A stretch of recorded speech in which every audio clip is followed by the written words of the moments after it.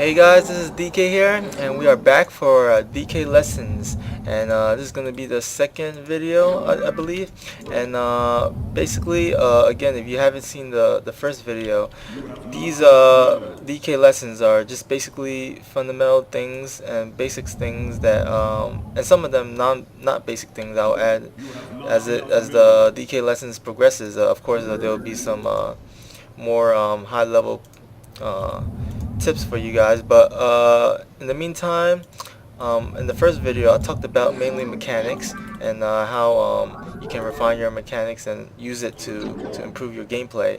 And so if you guys are looking to maybe improve your mechanics, then maybe take a look at this video. Some of them, some of the things is very basics, and some of them could be actually more useful tips, but it doesn't hurt to go back to the fundamentals, of course.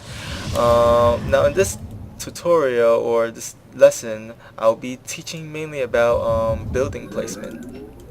Now building placement, yeah, is not the most important thing. Sometimes it is, but it really could help you out throughout the game. Okay. Now again, as we said in last game, we have our nexus at 3, maybe, and then 2 different probes at 2 different hotkeys. Now against a Zerg, of course you usually want to wall off. So assuming we're playing against a Zerg, now you're playing against a Terran or Protoss, it's not as important to wall off. Actually, sometimes it actually hurts you, especially against a Terran, because they just got range units. But assuming we're playing against a Zerg, we want to wall off, and you should be playing each map well enough that you know how much buildings or what type of buildings, or to just to allow you to better wall off. So I played in Metalopolis plenty of times, knowing that a pylon. Now sometimes a pylon, people place the pylon like maybe around a little too close, like maybe around here. Now you see the little dotted line. I mean, just the edge line that comes around here. Now you don't want that to go across the steps. Of course, you want that the line to actually be on like maybe the edge of the ramp. This will give you allows you to have space between here, so that units doesn't get stuck in. Sometimes they do.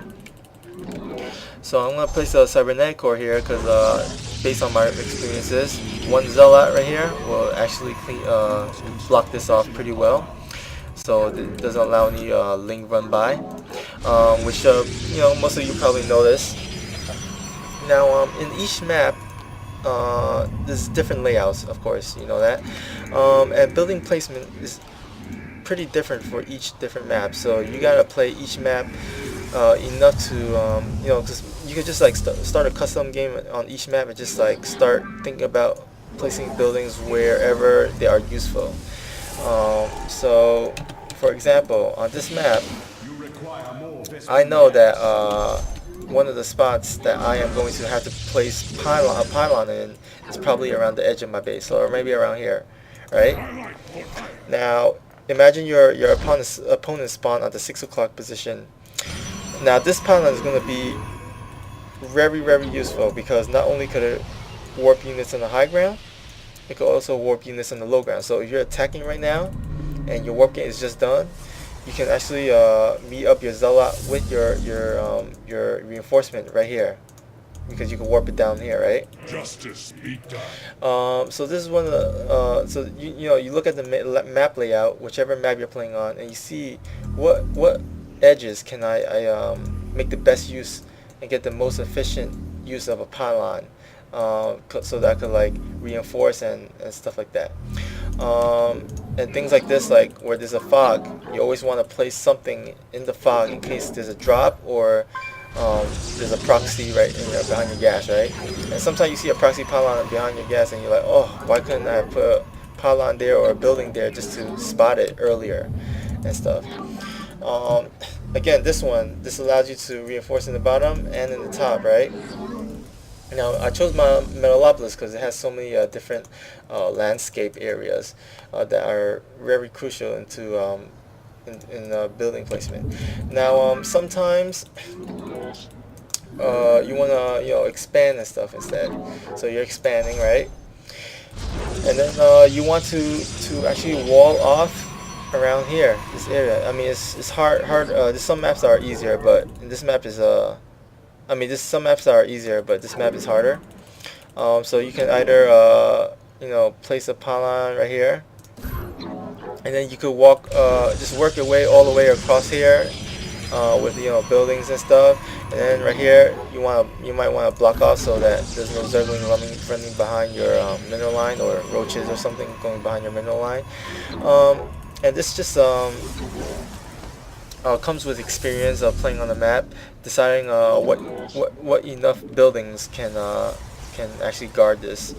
So you just play around and stuff. See what kind of a building that you want to place on every game. If the scenario arises where you fast expand. Besides this, right? You see this dark area. Now throughout the game, you want to actually start lessening your this dark area, because you want to see around your base. This is really important for things like drops and stuff like that, right? Or anything like banshees or something, or it just allows, or Nidus Worm actually. Nidus Worm is a good example where if you place a pylon around your base, it's very hard to Nidus. You can put a gateway here, so you can see this black spot, which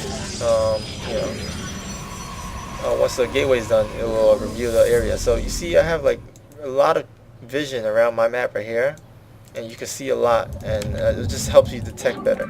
Now, sometimes you heard this. I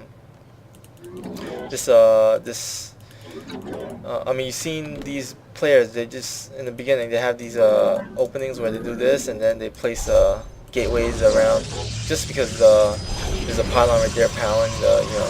Now you really don't want to do this, and the reason why is because if you're making something like a zealot, and it you're not careful with it, it actually rallies right here, and you cannot come out, and your zealot is stuck right there, right?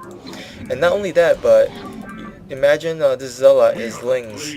Now, usually good Zerg players will, of course, scout with the lanes poking up and down, and if they see these buildings, I mean, even if they're not, you don't think it's crucial, it just allows a lot of good scouting for them. They see that you're going at least 3 gateways, and they can prepare for any counterattack. And you just want to hide the tech and your buildings as best as you can. So maybe instead of building at here and blocking your zealot and giving your opponent's info of what build order you're going, and what units composition that you're gonna go for, you can build it somewhere around here, or maybe build it around here on the edge of the base.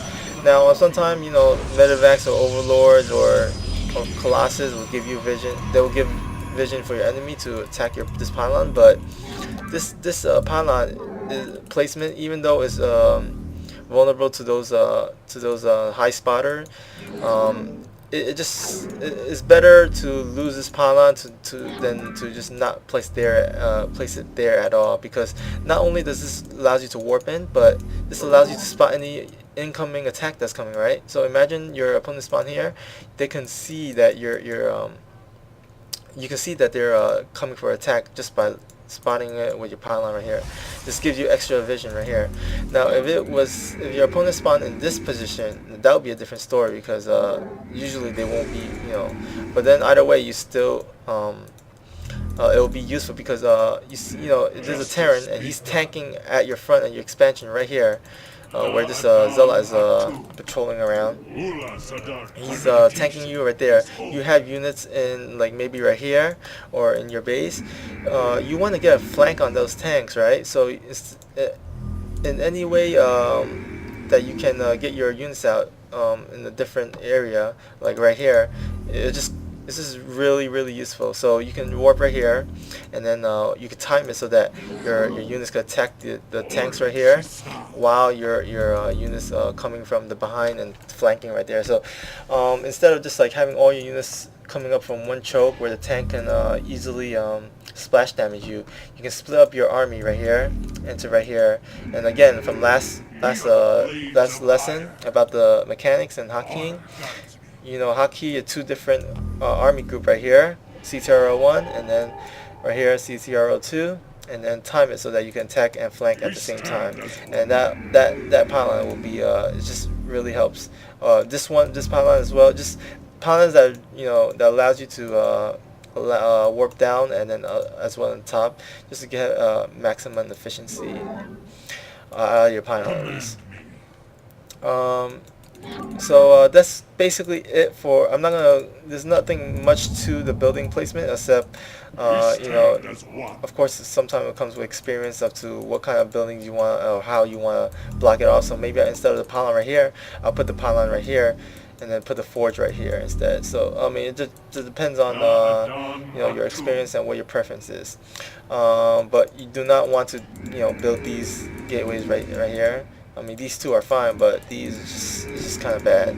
So hopefully some of you can improve your building positioning. And then next time I'll probably move into our first build order lesson, which should be exciting. And hopefully you guys stick around and maybe you'll learn a thing or two that will help you improve your game. So again, this is DK here, and remember and know your station, and peacing out.